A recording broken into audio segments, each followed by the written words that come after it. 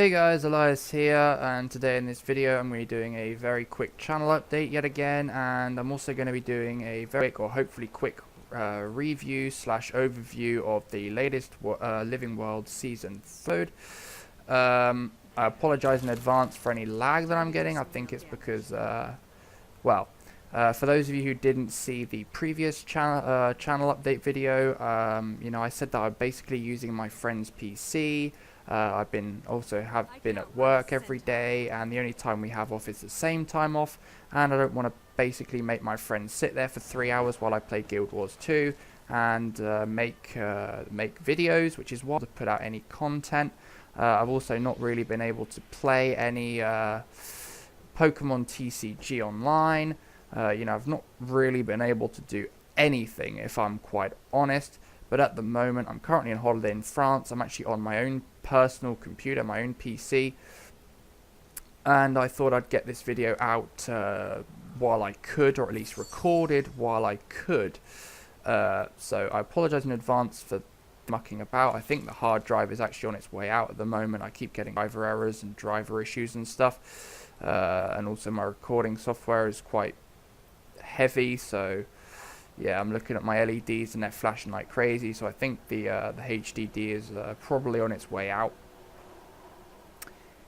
And I'm also recording this quite late for any blips in my own personal, in myself, to be honest.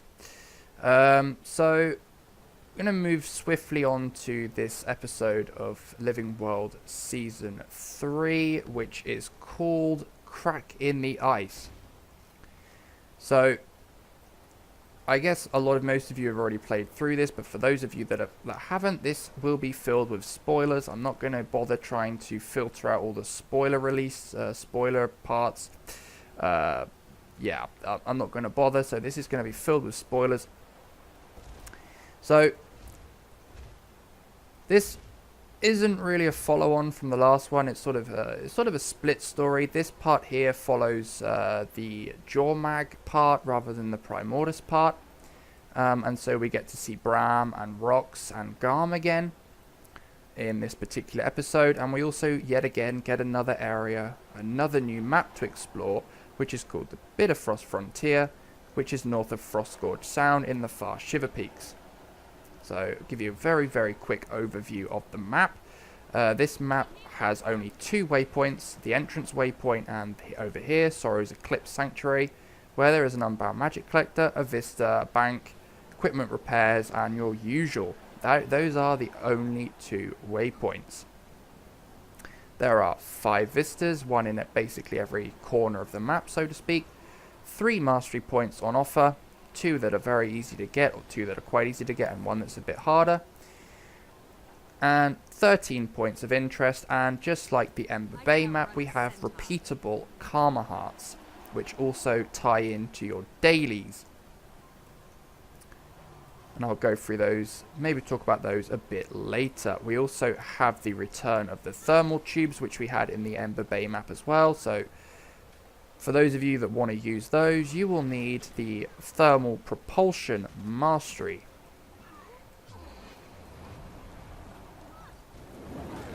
So this map features a lot of Sons of Svanir and Ice Brood.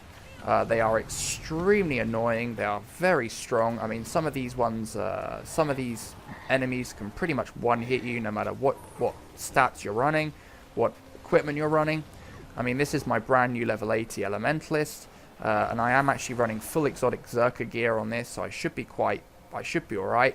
But some of these guys, like the Svanir Seers and the Svanir Brutes, especially the veterans or the elites, can actually take you out in one hit with some of their attacks. Maybe unless you're running, full toughness build. They will be able to take you out, especially the Ice Brood Kodan that you saw there. So again, with this map, as it seems to be, every Living World Season 3 episode at the moment seems to have its own mastery, and this one is no different. Here we have Coda's Flame. So pick up a Coda's Flame Torch from the Brazier spread throughout the Bitterfrost Frontier and Tyria. So this is this thing. I can't exactly show you right now because there's an event going on. But let me just help finish this event quickly. And I'll show you what that's all about. There we go. So again, a lot of repeatable events for a lot of XP. And here we go. So this is basically what it is. It's basically a torch with its own set of skills. So it's like a new weapon, basically. However, the only skill you will have to begin with is this sprint one here. So sprint forward with the torch, spreading Coda's flame. All these 4 here you will have to unlock with Unbound Magic. And I think it comes to about 3,500 Unbound Magic altogether to unlock every skill. And they do have their uses, although honestly, I just find that this mastery is not as useful. It's a bit meh. After every skill you lose one of these and it turns to a flame out, as you can see here, which requires you to return to the brazier and sort of recharge your torch, which I just find this particular mastery just it's meh in my opinion. I mean, yes, it helps you kill these Ice Brood a bit quicker, but other than that, it's pretty pointless in my opinion. Plus the fact you have to keep recharging it every 5 seconds. Yeah, it's that's one of the cons of this episode, really. Although saying that, you don't actually have to get it. You don't have to unlock it. You don't actually need that mastery in the actual story. So, just a quick recap of what I've already said. So, the map itself is actually pretty nice. It's got some varied area, varied places. It feels like it's meant to. By that I mean it's meant to be this cold, unforgiving wasteland, and it certainly is with the Sons of Svanir roaming around. Especially the ones that can sort of one-hit you or deal insane amounts of damage. So yeah, it's also got a wooded area over here, and a sort of grassy, watery area over here, which reminds me of Drytop with the Oasis. Personally, the map design is incredible. It's really, really good. The enemies, they are strong. You have to keep your wits about you. You can't really sit around doing nothing in this map because you will get ganked by Ice Brood and you will be taken out quite quickly. So, and the only con is the new mastery is, in my opinion, quite suckish. It's unnecessary. Yeah, I mean, there might be some people that say it's really good, but personally I just feel as though it's a pain in the arse, really, to be quite fair. So I'm going to try and find a bit more of a quiet area over here somewhere to talk about the actual story. So this is where the spoilers are going to come in quite a lot. So the first mission you have is called Precocious Aurene. When you start the episode, you will receive, you'll get a vision of Aurene playing around next to you. You basically have to go and visit her in Terea. So again, we're going back to Auric Basin, and the goal of the mission is to bond with Aurene, do some challenges with her, and show her a righteous and true path. So you have a charitable one, where you have to go and protect Aurene while she catches fish. You then have one where you have to rescue some Vigil soldiers from Mordrum. And the final one is battling with, there's another one after that. But then there's one where you have to sort of defend her while she takes out these ooze generators. And the oozes are fucking annoying as hell. They can stun you in place and they do a lot of damage. And there's a lot of elite oozes that spawn as well, which are... It's just annoying, to be honest, that one. And then the last one is you have to fully finish bonding with Aurene and use her skills to help take out a giant Mordrum Ley Lasher, I think it's called, which is basically a giant Mordrum Thrasher that uses leyline magic. And after you complete that, it is basically over. And I'm sorry, I don't know why I'm lagging so hard here.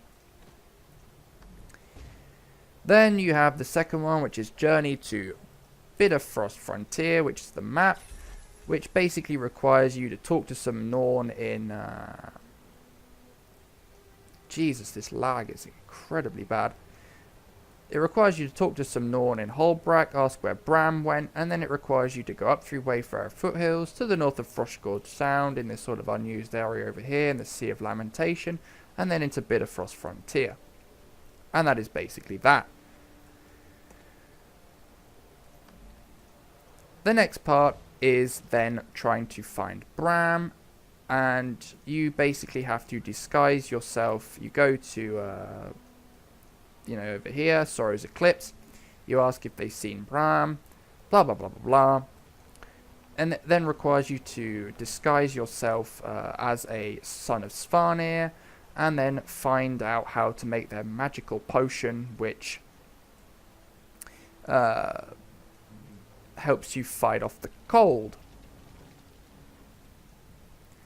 After you've gathered up the pieces of Svanir clothing from just Svanir, you travel into their hive, talk to their main leader guy, and he'll give you the recipe for this potion,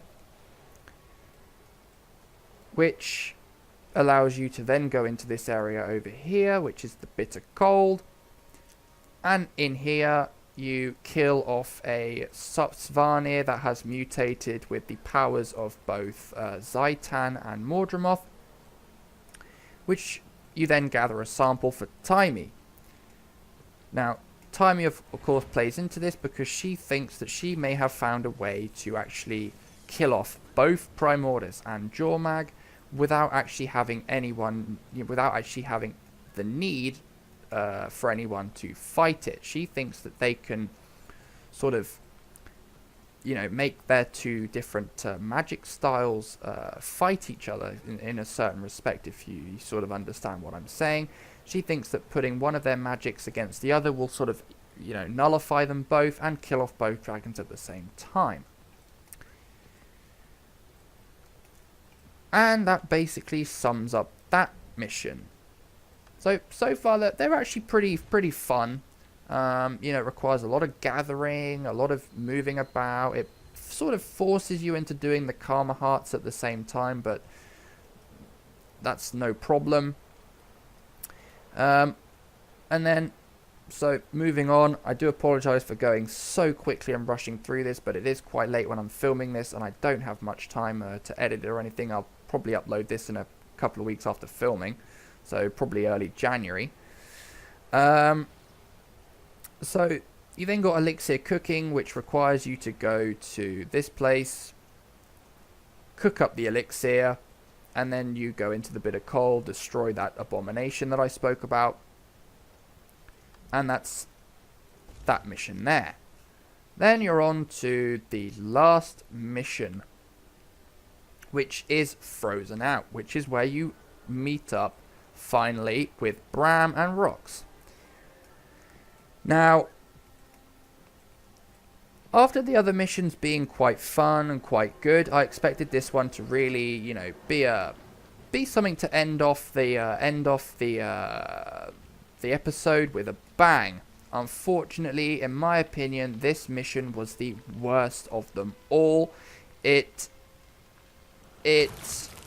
sucked. In my opinion, it honestly sucked. Why do I say that? It's because this mission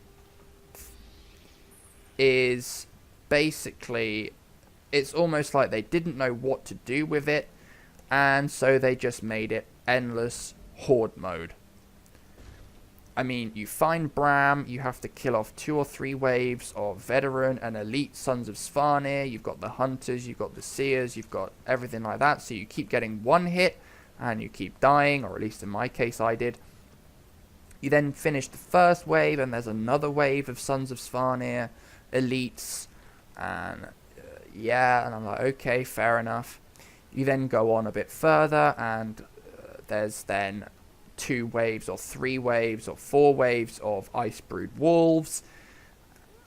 And by then you're just thinking, well, what the fuck is this? Just like endless horde mode missions? What is it? And then you get through the wolves, the 3 or 4 waves of the wolves, and you think, right, okay, that's it. That, we're done. Now I just have a boss to kill, or something big to kill, or a story to follow. And no, you then have to kill 2 or 3 waves of Icebrood spiders. By which point I died quite a few times, and most of my armor was broken or damaged, and I was just thinking, well, what else? What else is there now? Now, so after killing 2 waves of Sons of Svanir, elites, veterans, then killing 4 waves of Icebrood Wolves, then killing 2 or 3 waves of Icebrood Spiders, you then have to kill a wave of Icebrood Elementals. So, as you can see, or as you can probably guess from what I'm saying, this mission just felt like a load of filler, like a filler episode. It didn't have much content. I know there was a mission a bit like that in the last one, but that had a bit more substance to it, and it wasn't just it wasn't the end of the episode that was just endless horde. It's where you went into that cube thing designed by the Superbox creator, and defeated a few waves of destroyer crabs. That tied into the story quite nicely. This one here just felt like filler, pada, just awful. Then you had to kill then I will say you did have to kill quite an interesting boss in this one. It's an ice beast, which required you to take out all of its minions first, and then be able to destroy it, or then Bram is able to destroy it with this scroll he's after. So, while you're killing all of these endless waves, or numerous waves of annoying as hell mobs, you are getting dialogue with Bram and Rox. Now, for some reason, out of nowhere, now Bram is, to be quite blunt, Bram is now a bitter person. He basically hates your guts. I guess that he holds you responsible for the death of Air, his mother, and he basically doesn't want you there. He doesn't want to know you anymore. He doesn't want to be part of your gang.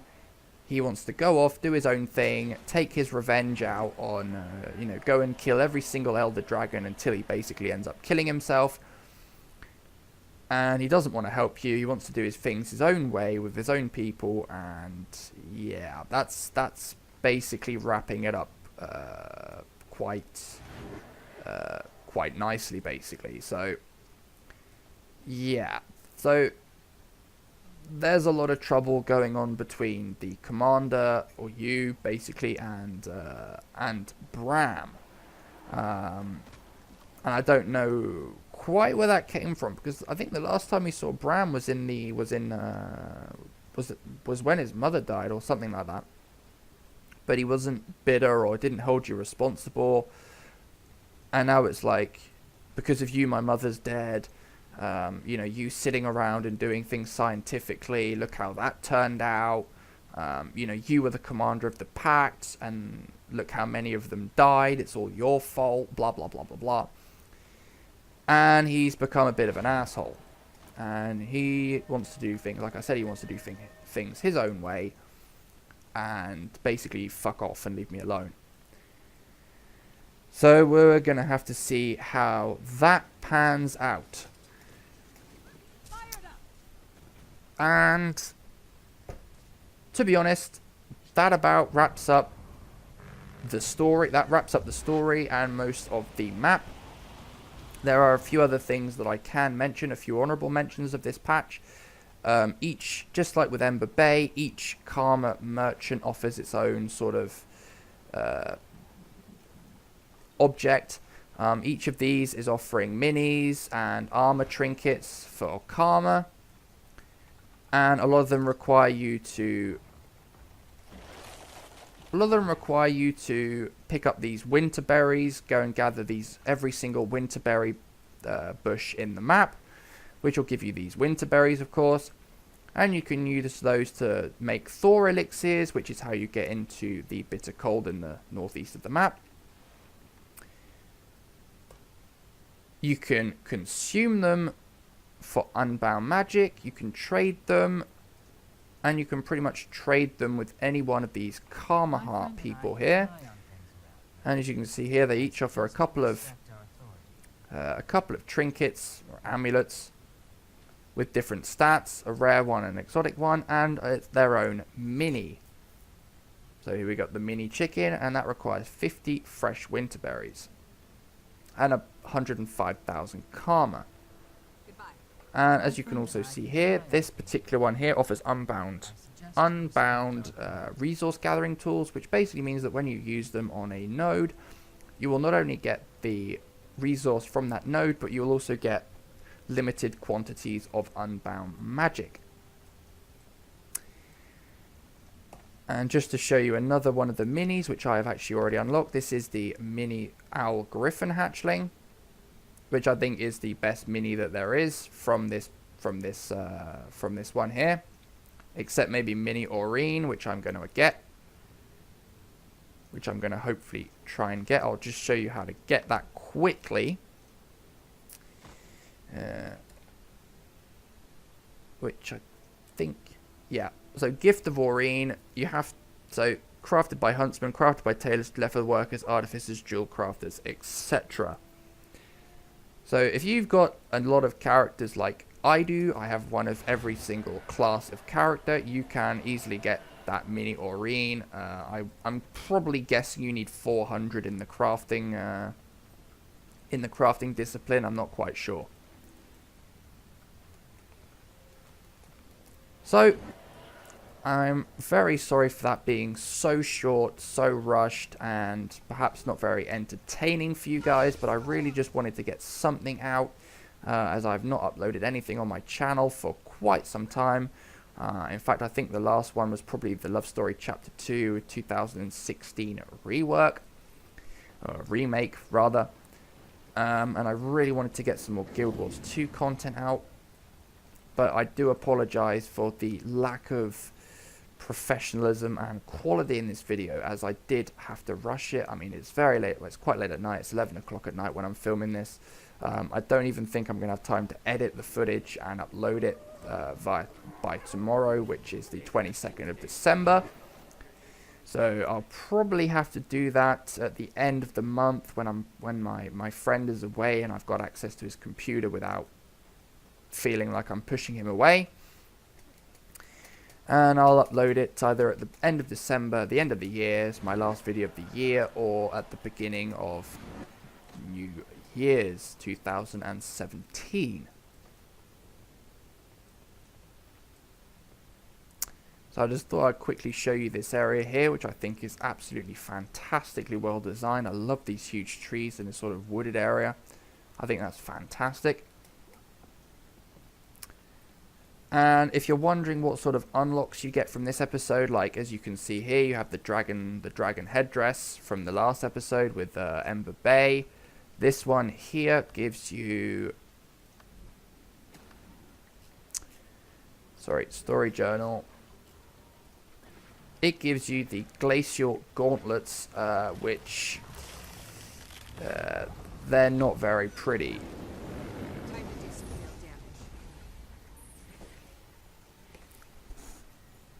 I can, however, show you what they look like, just to show you that I really do not think that they're good looking gauntlets.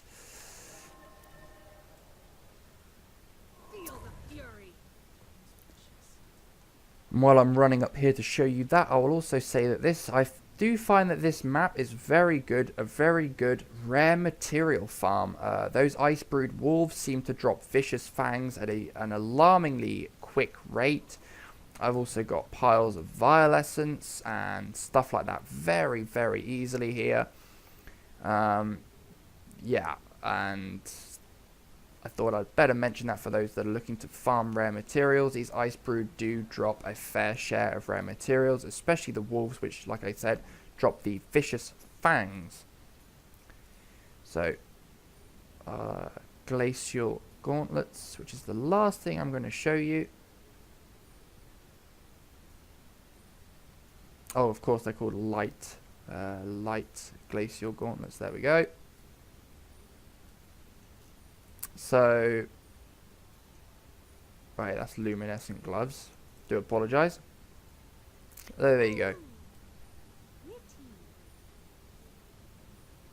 In my opinion, with the default colour, they aren't very good looking. So again, I apologise for the lack of quality in this video, the lack of my professionalism. I was hoping to do this another review episode with GS, Gaming with GS. However, he never contacted me about this particular one, and to be quite honest, I was way too busy to do it anyway. So I think he realised that, and that's why he didn't offer or didn't ask me. Or it's just because maybe we've already done a couple and he wanted to do his own. So this is my personal overview of, this episode of The Living World Season 3, A Crack in the Ice. So overall, it's a bit meh. I would have preferred more to do with Aurene. I didn't enjoy the last mission. The map, on the other hand, is pretty nice. And I guess we'll have to see where this story pans out, because the story is still pretty good. I will say that. It's just, we'll have to see what happens with Bram, what happens with Taimi, and see if we can't, as the player, as the commander of the pack, see what we can do to put Primordus against Jormag and not have to shed blood. Although I believe that with Bram acting the way he is, the Norn are going to get involved as a people, so we'll have to see how that pans out. So that will now sum up my review of this episode of Living World Season 3. Thank you very much for watching. Again, I apologise for the quality. Thank you very much for watching, and have a great Christmas and a New Year's, or if that's already happened, then have a great 2017. And I'll see you guys in the next one.